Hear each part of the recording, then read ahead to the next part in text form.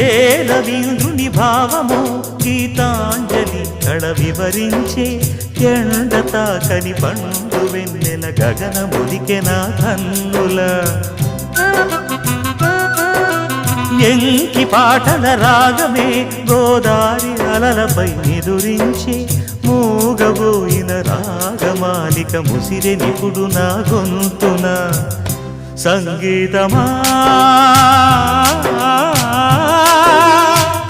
నీ నింగిలో